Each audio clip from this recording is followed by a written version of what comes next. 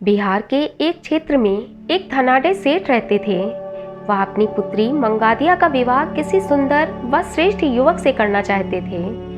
एक दिन जब उन्होंने गौतम बुद्ध को देखा तो उनकी सुंदरता और चेहरे के तेज को देखकर वह बहुत प्रभावित हुए।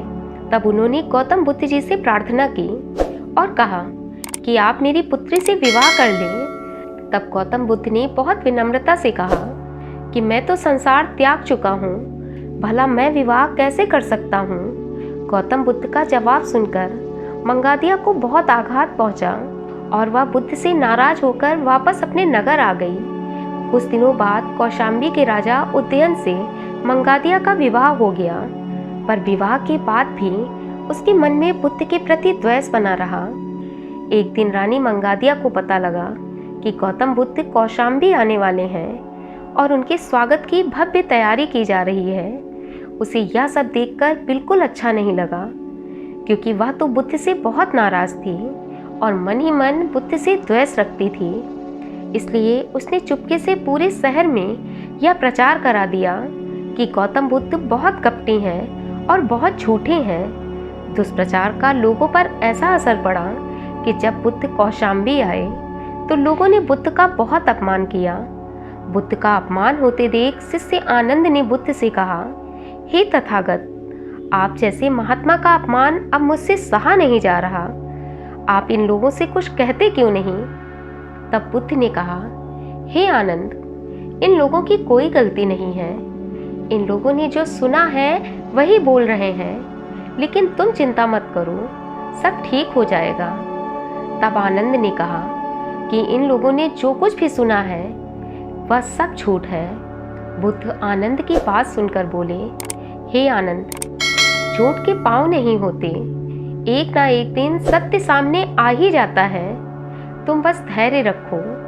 बुद्ध धैर्य के साथ उस नगर में रुक गए। राजा उदयन को जब इस बात का पता चला कि उनके नगर में बुद्ध का बहुत अपमान किया जा रहा है, तब उन्हें बहुत दुख हुआ, क्योंकि वह बुद्ध की महानता से भली भांति परिचित थे।